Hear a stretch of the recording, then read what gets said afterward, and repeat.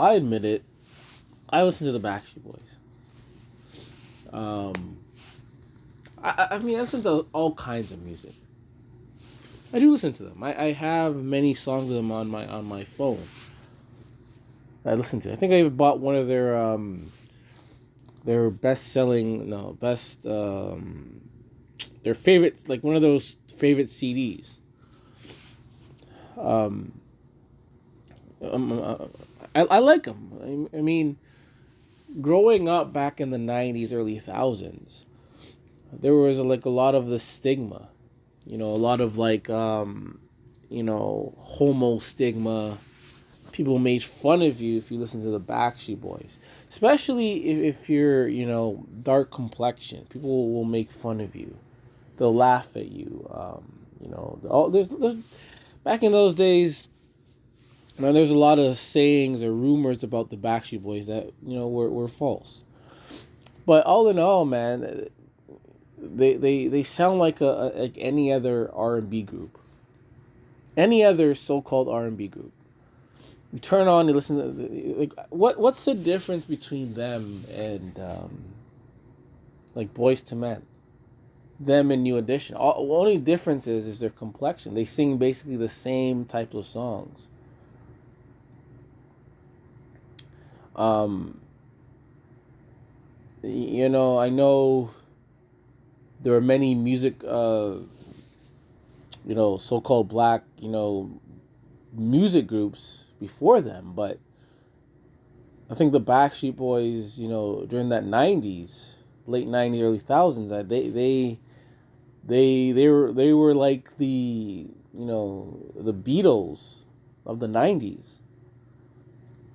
They were bigger than any of the other so-called black groups. No offense, I love those groups, but the truth is, like, they were bigger. And we could always say pull the race card and all that stuff. True. But anyways, I still enjoy all these types of music, and I still listen to Backstreet Boys. I'm not funny, but even if I was, like, what difference? I like their music. So what? So what? Man, you play their music anywhere, you get made fun of. Like, what are you playing?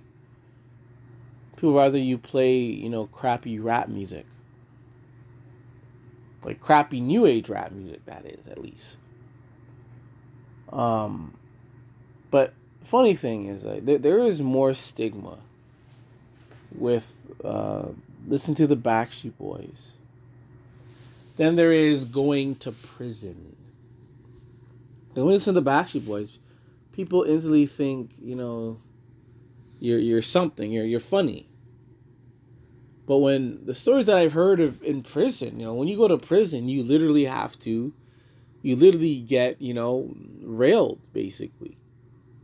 So how come listening to music can, get you that label, but going to prison, doing a lot of wrong, killing people, whatever crime you did, and you get to prison,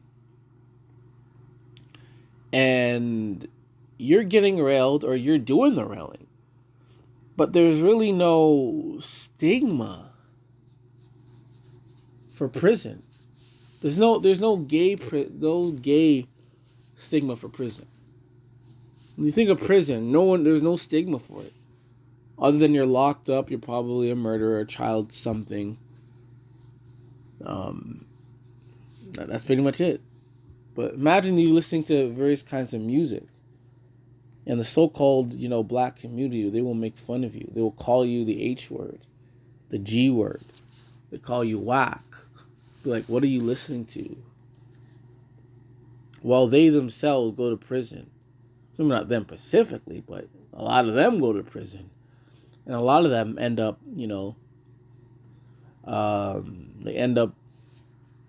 getting railed or doing the railing.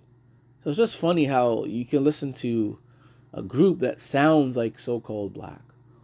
And this so-called black, usually the so-called black community, they'll make fun of you for listening to the Backstreet Boys. Just listening to a song. They have good harmony, I don't understand like what the hate is. It's music. It's the same music that other R&B artists put out. It's the same music that, Beyonce, Destiny's Child, they all put out. It's the same love songs. Same thing. And it sounds fine. But these same people, when they go to prison, and prison is known for you're known for getting, railed in prison. There's no stigma for that. Let the lightning be our sword and the sun be our shield.